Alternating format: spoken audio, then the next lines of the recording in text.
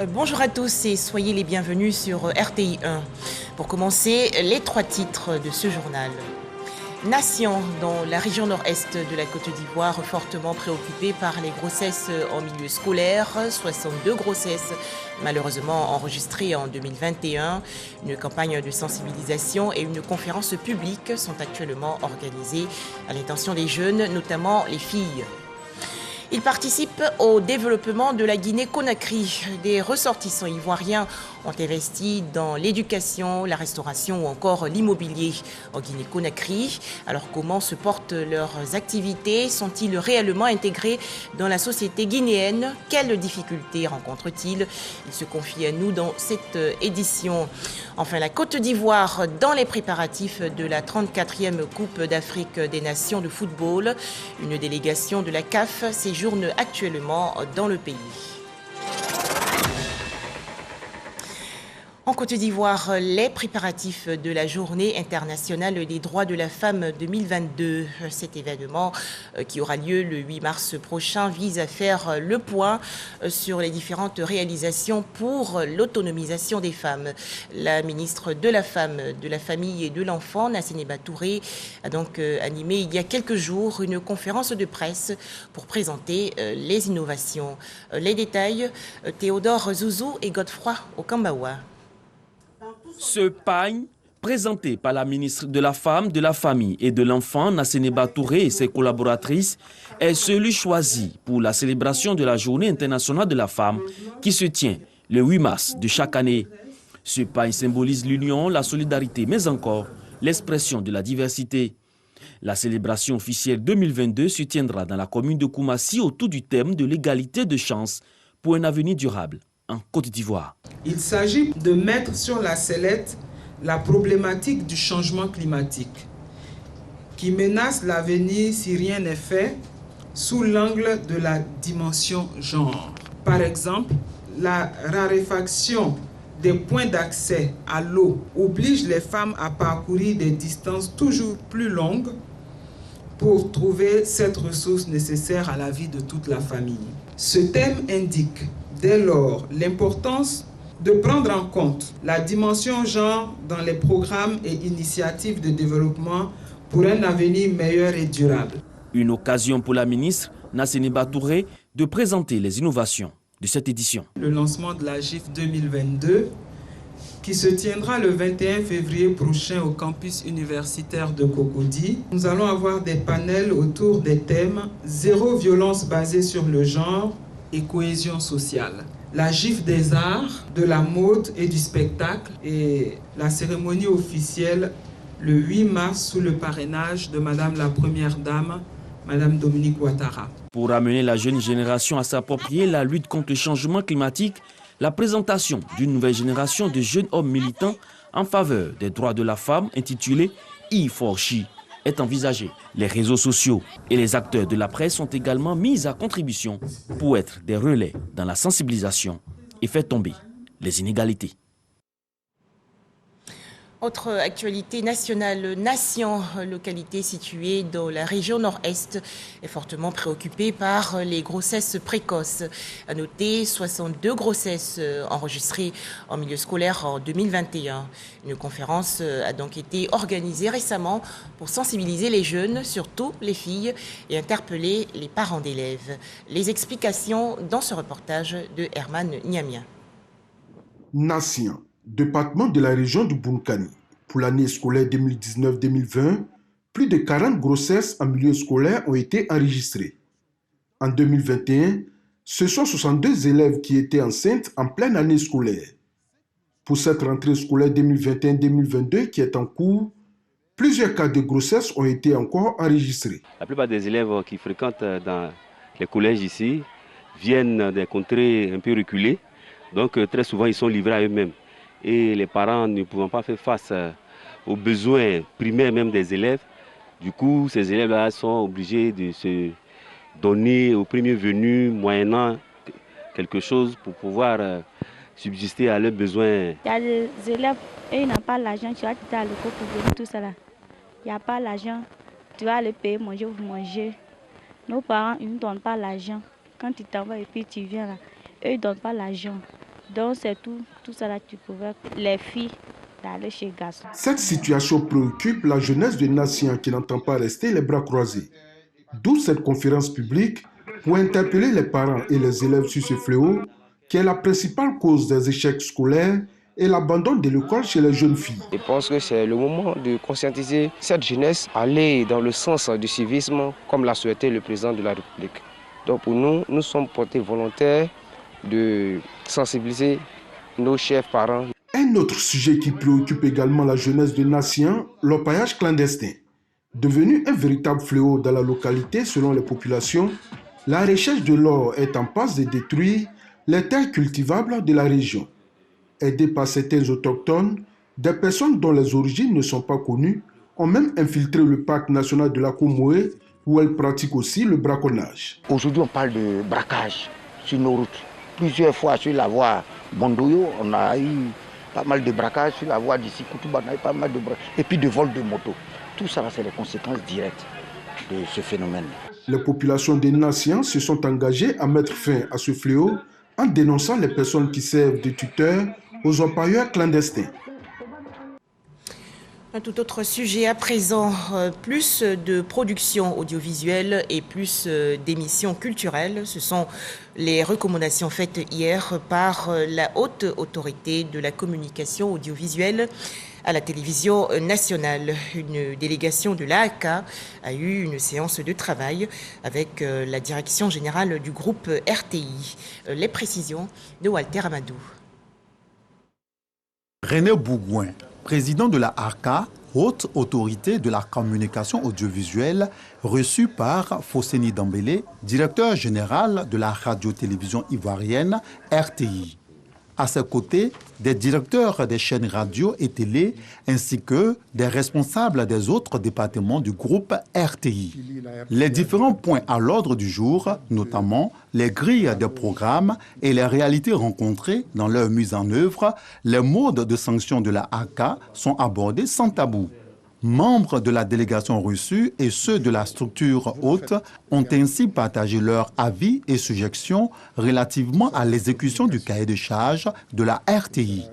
Dans l'ensemble, le président de la AAK est satisfait des productions de la radio-télévision ivoirienne. RTI fait bien son travail. Nous en avons eu encore un aperçu récemment avec la CAN. À proprement parler, pas de recommandations véritables, sauf à persévérer dans ce qui est fait, dans ce qui est bien, insister sur la signalétique, chercher, sans brider bien sûr la créativité, mais chercher à améliorer la maîtrise d'antenne à caractère polémiste. Il faut absolument aider la RTI à mieux accomplir ses exigeantes missions de service public. Le service public concourt à la cohésion nationale, il y a des enjeux culturels, sociaux et bien d'autres. Fosséni Dambélé, directeur général de la RTI et ses collaborateurs ont souhaité de la AAK moins de restrictions sur la publicité et plus de regard de cette autorité sur la concurrence que la RTI juge déloyale menée par les chaînes internationales dans l'exploitation de l'environnement audiovisuel en Côte d'Ivoire. Les responsables de la RTI ont convié leur hôte à une visite des studios où sont réalisées l'émission C'est Midi et les journaux télévisés. Environ 300 jeunes issus du centre du pays, notamment le IFU et le Hunzi, ont bénéficié récemment d'une formation. Les travaux ont porté sur l'installation des antennes TNT. C'est une initiative de la Société ivoirienne de télédiffusion IDT. Ces jeunes ont donc reçu leur diplôme de fin de formation. Pour en parler, Soro Corona de RTI Bouaké. La problématique de l'employabilité de la jeunesse dans les pays en développement demeure une préoccupation majeure. Les initiatives étatiques et privées se multiplient en vue de l'insertion socio-économique des jeunes. C'est dans l'objectif de soutenir l'État de Côte d'Ivoire dans ce combat que IDT, Société ivoirienne de télédiffusion, vient de former plus de 260 jeunes. Des jeunes qui ont été instruits sur la maîtrise et les techniques d'installation et la vente des antennes TNT, télévision numérique terrestre. Les jeunes des régions de l'IFU et du Nzi ont reçu leur attestation de fin de formation des mains du président du conseil d'administration des IDT, Venance Kouna. J'ai un enfant de 2 ans pour aussi subvenir ses besoins. Voilà, je suis très heureuse. Je suis en joie, puisque ce n'est pas tout le monde qui peut avoir l'attestation. J'ai mon attestation qui prouve que je suis un installateur TNT. Les autorités administratives et municipales saluent l'action des IDT. Le problème de l'emploi, c'est un problème national. Alors quand on a ce genre d'opportunité, on ne peut que la saisir avec beaucoup de fierté et donner cette chance-là à nos jeunes pour qu'ils puissent être autonomes. Venance Kouna, tout en félicitant les bénéficiaires de la formation, a invité les jeunes au sérieux et à la rigueur dans l'exercice de leur nouveau métier. Nous, IDT, on a tenu à ce que les installateurs soient des gens bien formés, mais le plus important, c'est le fait qu'on ait pu donner du travail à plus de 260 personnes. C'est autant d'ambassadeurs aussi qu'on envoie pour expliquer la TNT à nos parents. C'est une nouvelle technologie qui vient d'arriver. Les jeunes les plus assidus à la formation ont reçu gratuitement des kits TNT pour débuter les activités. Autre séance de formation, celle initiée récemment par l'université Félix Houphouët-Boigny de Cocody dans le district d'Abidjan. Les étudiants de l'unité de formation et de recherche des sciences économiques et de gestion ont été instruits sur le Big Data. Le Big Data, il s'agit des données massives collectées par les entreprises. Les explications de Jean Djadi. Une centaine d'étudiants de la junior entreprise de l'UFR des sciences économiques de l'université de Cocody instruites sur le Big Data, un outil innovant qui permet d'analyser un gros volume de données afin d'en dégager de précieuses informations. Les professionnels de la finance sont souvent confrontés aux problèmes d'exploitation de leurs données. Ces futurs cadres des techniques comptables veulent relever les défis. Pour nous financiers qui souhaitons évoluer plus tard dans le domaine de la banque, l'assurance, de l'audit, il est important pour nous de pouvoir connaître ces données, savoir les manier et pouvoir les utiliser à bon escient pour le développement économique, surtout des pays africains. Les auditeurs sont formés sur l'impact du Big Data, sur les créances transformées en titres négociables et les consultances en entreprise. Une pédagogie à promouvoir pour l'amélioration des compétences de ces étudiants. On parle beaucoup de LMD. Et il y a un volet formation personnelle. Et là, voilà un deuxième aspect très important pour eux où ils savent qu'à côté des formations classiques qu'on leur donne, ils ont une grande part aussi parce que le LMD c'est ça. On parle de big data lorsque on a un nombre de données qui commence à être impossible à gérer avec les compétences humaines. Voilà. Donc on appelle ça méga données. Ce sont des données qui ont de la valeur. 41% des directeurs financiers envisagent de mettre en place des outils de mobilité permettant à la fonction finance de gagner en efficacité, selon le cabinet PwC. Le big data ou masse de données peut aisément être transformé en valeur ajoutée. L'UFR des sciences économiques de l'université d'Abidjan veut en faire un instrument et un concept à valoriser pour le développement des entreprises en Côte d'Ivoire. Direction Yopougon, commune du district d'Abidjan. Comment avancent les travaux de construction des 3 centres commerciaux bientôt mis à la disposition des commerçants et des populations? Le maire, Gilbert Konekafana, a visité il y a quelques jours les différents chantiers. Le point dans ce reportage de Godefroy Okambawa. La commune de Yopougon se dote de nouveaux marchés ultramodernes spécialisés dont les vocations diffèrent l'une de l'autre. Le premier magistrat de la commune, Gilbert Konekafana, en visite sur ces chantiers en vue d'évaluer le niveau d'avancement des travaux.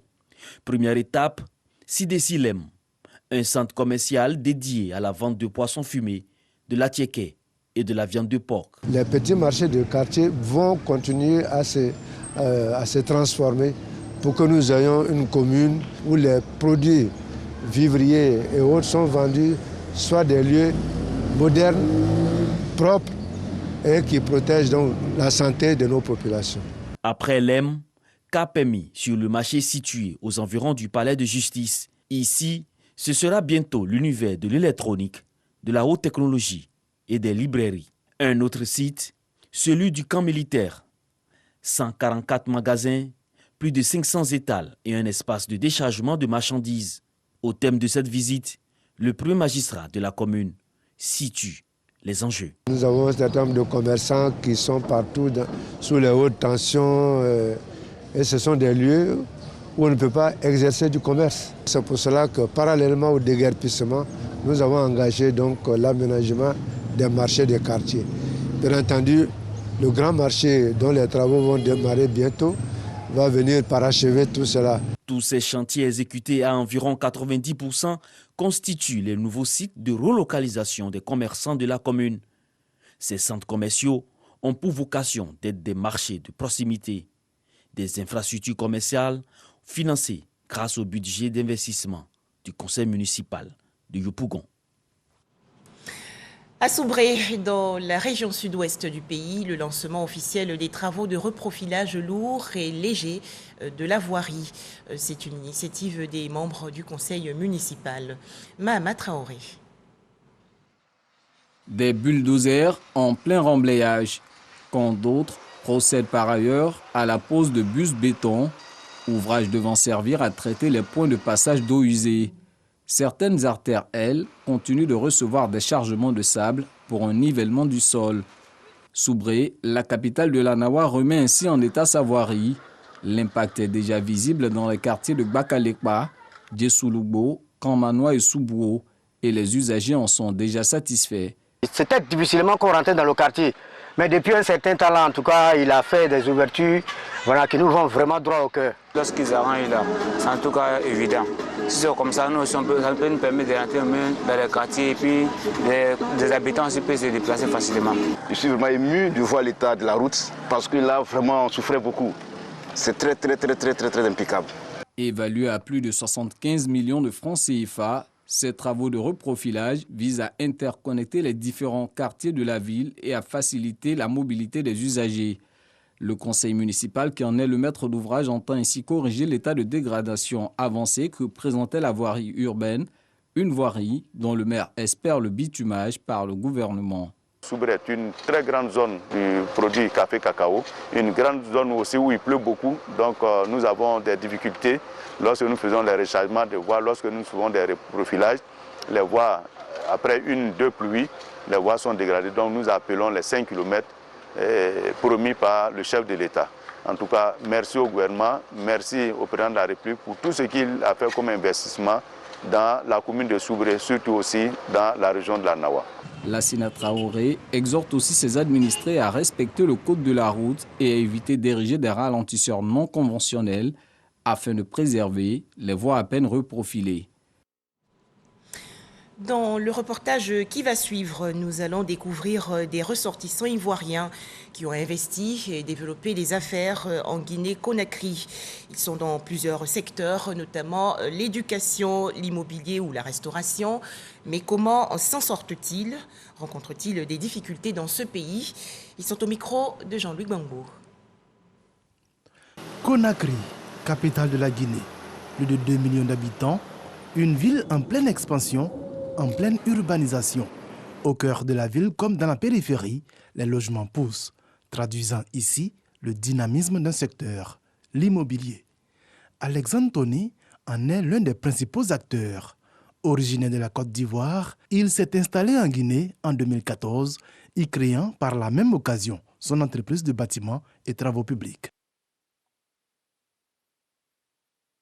Ses principales références en Guinée sont la construction de plus de 150 km de routes rurales, une dizaine de ponts et surtout, depuis 2019, un contrat pour la construction de 2500 logements socio-économiques pour la plus grande compagnie minière du pays. Ça a été un choix très difficile au départ, mais à l'arrivée, je suis fier. J'ai fait quand même quelques pays de la sous-région, Mali, Ghana, Maroc. Et voilà, après qu'un ami m'a parlé de la Guinée-Conakry, que le pays a besoin des fils et filles et aussi des frères de la sous-région pour contribuer au développement. Donc c'est une manière aussi pour moi d'apporter mon aide à un pays frère. Apporter sa pierre à l'édification d'un pays en plein essor immobilier, un engagement que partage également un autre Ivoirien en Guinée, Yacine Kouadio. Lui a choisi la fourniture de matériaux de chantier et équipements de protection individuelle, la maintenance et le conseil industriel. On fait nos petits bonhommes de chemin. On a des chiffres d'affaires qui avoisinent les 600-700 millions. CFA, en francs guinéens, on est autour de 10 milliards. Donc, je pense que même en Côte d'Ivoire, pour une petite structure qui fait ce montant-là, serait parmi les PME à prendre au sérieux. Cet ingénieur en mécanique, formé en Côte d'Ivoire, fait donc son petit bonhomme de chemin en Guinée depuis 2015. Je pense que les Ivoiriens n'ont pas l'habitude de sortir et ils ont un peu peur. Mais quand ils sortent, ils ont quand même ils ont été bien formés. Ils peuvent s'adapter à plusieurs environnements. Pour lui, qu'on soit en Côte d'Ivoire ou en dehors, il faut savoir saisir les opportunités. C'est ce qu'a fait Mathieu Sadia, cadre ivoirien, mais dans un tout autre registre. Bonjour.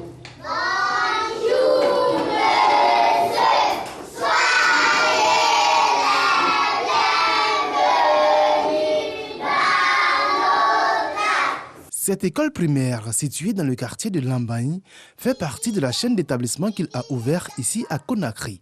3 au total. Belle réussite pour celui qui est arrivé en Guinée pour travailler dans les télécoms. Un bon poil, hein? Bravo! J'ai vu sur le terrain que les réalités au niveau de l'enseignement demandaient encore d'apporter un meilleur. Celui qui totalise aujourd'hui une vingtaine d'années de présence en Guinée et témoin de plusieurs changements sociopolitiques dans le pays, reste convaincu d'une chose: la fraternité entre les deux pays voisins qui facilite l'intégration et l'investissement. La Guinée et la Côte d'Ivoire sont vraiment des pays voisins, des pays amis, des pays frères. Donc lorsque nous rentrons ici, nous sommes accueillis comme si nous étions chez nous. Et tout besoin, ce que nous faisons, c'est de respecter l'administration, tout ce qui est administratif. On retrouve également les Ivoiriens dans l'hôtellerie, la restauration, le showbiz ou encore les petits métiers comme la coiffure. Maggie est originaire de l'Est de la Côte d'Ivoire. Elle a appris la coiffure dans son pays avant de migrer en Guinée. C'est vrai, la monnaie elle est faible, mais en tout cas, quand tu viens ici, quand tu te débrouilles bien, tu peux t'en sortir. Le savoir-faire ivoirien en la matière est très prisé ici. Et Maggie en profite pour faire de bonnes affaires. On estime à entre 5 000 et 6 000 le nombre d'Ivoiriens vivant en Guinée, évoluant dans presque tous les milieux économiques. Alain Hachi préside au dernier de la CIG, la communauté des Ivoiriens de Guinée, depuis quelques années. Ce restaurant dans lequel il nous reçoit appartient à un Ivoirien. On a la plupart de nos frères qui sont dans presque tous les secteurs. Voilà. Et ce n'est pas seulement en Guinée, c'est dans tous les pays. Il y a ceux qui se suffisent et il y a ceux qui se suffisent moins et ceux qui ne se suffisent pas du tout.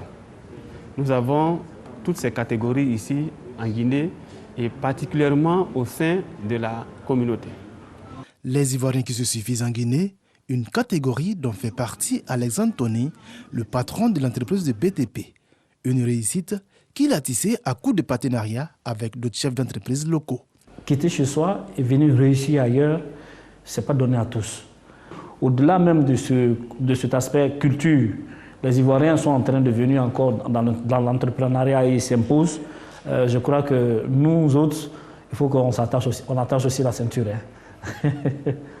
Alexandre Toné, avec son marché de 2500 logements sur une trentaine d'hectares entre Conakry et Kamsar, symbolise la percée du savoir-faire ivoirien dans les BTP en Guinée. Ici, voilà, c'est du nouveau.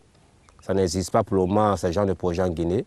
Voilà pourquoi j'ai hâte de lancer ce projet et voir le projet naître pour que dans l'avenir, envoyer aussi les prémices chez moi au pays pour voilà, continuer aussi l'œuvre que je veux faire. Retourner au pays pour présenter les fruits de son aventure à l'étranger, le rêve de tout expatrié.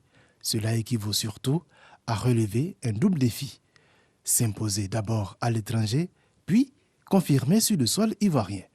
Un rêve que caresse Tony Alexandre comme tous les autres Ivoiriens de Guinée. Retour en Côte d'Ivoire, Tabo, dans la région nord-ouest du pays. Les populations sensibilisées récemment au danger des feux de brousse. C'est une initiative des agents des eaux et forêts en poste dans la région. Les précisions de Kader Sogodogo de RTI Bouaké. Les eaux et forêts lancent à Tabo la campagne 2022 de lutte contre les feux de brousse. Le choix de la localité n'est pas fortuit. En 2 semaines, les feux de brousse ont impacté les 2 tiers des villages du département. Un échange franc avec les populations s'imposait. Particulièrement ici dans le département de Tabo, nous avons pu constater que malheureusement, cette année, les incendies sont particulièrement importants et récurrents. Donc il était très important que je puisse venir appuyer le comité national de lutte contre les feux de brousse avec l'appui des autorités préfectorales pour que nous puissions avoir un échange franc. Tolérance zéro. Les auteurs de feux de brousse vont subir la rigueur de la loi. Le comité de lutte, avec à sa tête le préfet du département, sera intraitable. Désormais, c'est la tolérance zéro pour toutes les initiatives ou pour tous les acteurs volontaires ou involontaires de feux de brousse. Nous serons intransigeants. Nous allons confirmer tout cela par un arrêté préfectoral à la charge donc des chefs de village pour les appliquer, sur lequel nous allons également veiller. Cette cérémonie marque l'activation des comités de lutte contre le feu de brousse sur l'ensemble du territoire ivoirien. Les gestes barrières contre le coronavirus sont des gestes responsables. Respectons-les.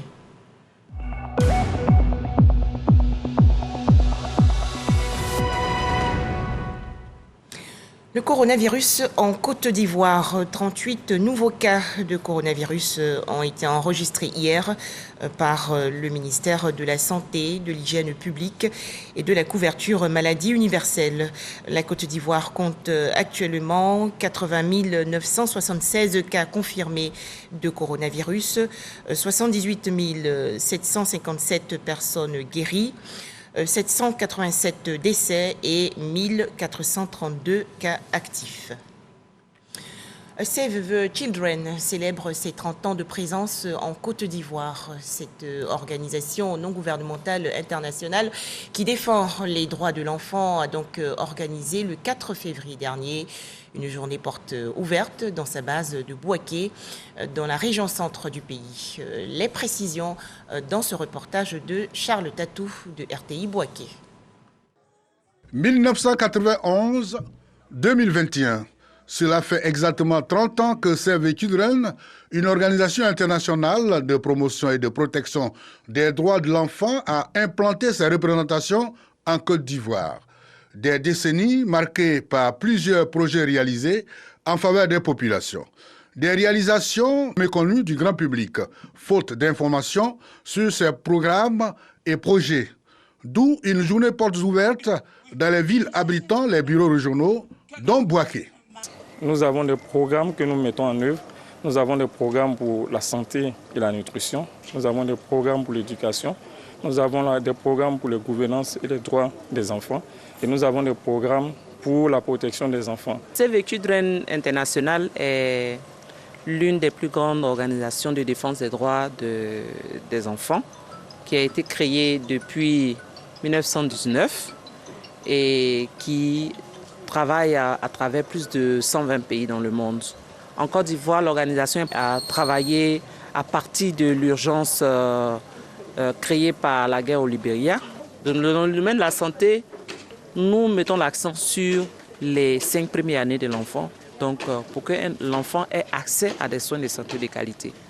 Au niveau de l'éducation, nous avons permis à ce que les enfants qui sont sortis de l'école normale puissent y retourner, puissent être accompagnés. Et donc nous sommes notamment positionnés sur les classes passerelles. Cette journée portes ouvertes marquant le 30e anniversaire de la présence de Save the Children en Côte d'Ivoire aura permis un moment de convivialité avec tous les visiteurs, mais aussi un moment d'échange avec ceux-ci en vue de l'exploration de nouvelles possibilités de collaboration.